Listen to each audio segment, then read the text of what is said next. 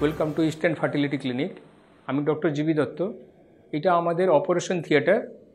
এখানে ultrasonography machine সাহায্যে আমরা পেশেন্টের ওভাম পিক আপ বা উসাইট রিট্রাইভাল যেটাকে বলি সেটা করি, এবং এমব্রায়ো ট্রান্সফার মানে ভ্রূণ স্থাপন যেটা করি এই আলট্রাসোনোগ্রাফি মেশিন সাহায্যে এই ওটিতে করি। এই ওটিটা শুধু dedicated for the IVF, only এখানে পিক আপ এবং এমব্রায়ো ট্রান্সফার হয়, এছাড়া অন্য ওটি আমরা করি না। এখানে ইট ইজ কমপ্লিটলি বায়োক্লেড ল্যাব, বায়োক্লেড ওটি অ্যান্ড ল্যাব। এখানে অ্যান্টিসেপটিক ওয়াল বায়োক্লেড আছে, and operation table with monitor, fully equipped anaesthetic machine. And পেশেন্টকে যখন পিক আপ করা যায় তখন টোটাল ইন্ট্রাভেনাস অ্যানাস্থেসিয়া করি, এটাকে day care anaesthesia, sedation anaesthesia বলা যায়। এটাতে পেশেন্ট পিক আপের পরে 3-4 ঘন্টা পরে পেশেন্ট বাড়ি চলে যেতে পারে। যখন আমরা উসাইড পিক আপ করি তখন উসাইড ফ্লুইডটা এই টিউবে জমা হয়। এই টিউবগুলো একটার পরে একটা আমরা ট্রান্সপোর্ট করতে থাকি, থ্রো উইন্ডো ল্যাবে জমা করতে থাকি, দিতে থাকি। উনি ল্যাবরেটরিতে যিনি এমব্রায়োলজিস্ট আছেন উনি আন্ডার মাইক্রোস্কোপ দেখে আমাদের ফিডব্যাক দেন যে কটা নাম্বার অফ উসাইড এলো, কেমন আছে কোয়ালিটি, এসব ফিডব্যাক দিতে থাকেন। এটা আমাদের আইভিএফ ল্যাব। উনি হচ্ছেন আমাদের এমব্রায়োলজিস্ট মিস্টার দেবরাজ রায়। উনি আপনাকে সংক্ষেপে আইভিএফের ল্যাব সম্বন্ধে কিছু বলবেন।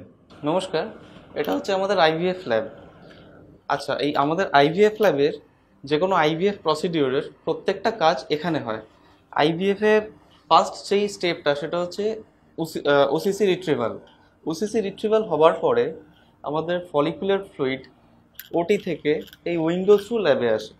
তারপরে আমাদের এই ল্যামিনার হুডের মধ্যে প্রত্যেকটা ওসিসি এরকম টিউবে ফলিকুলার ফ্লুইড আসে, সেটাকে ঢেলে আন্ডার মাইক্রোস্কোপ আমরা স্ক্রিন করে দেখি যে পার টিউবে কটা উসাইট আসছে আর তার কোয়ালিটি কেমন।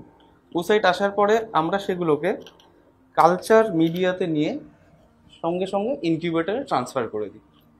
তারপরে কিছুক্ষণ পরে, মানে একটা টাইম লিমিট রয়েছে 3 থেকে 4 ঘন্টা পরে, আমরা সেই উসাইটগুলোতে ওসিসি তে আমরা একটা প্রপার কনসেন্ট্রেশনে সিমেন অ্যাড করি। এটা হচ্ছে আইভিএফ। তাছাড়া আইভিএফ ছাড়াও আরেকটা আমাদের প্রসিডিওর হয় যেটা ইক্সি, সেটা হচ্ছে এক একটা ওসাইটের মধ্যে এক একটা স্পাম ইনজেক্ট করা।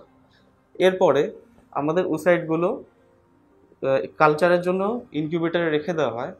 After certain period, day 1, day 2, day 3, আমাদের এমব্রায়ো তৈরি হলো কীরকম সেটা চেক করা হয়।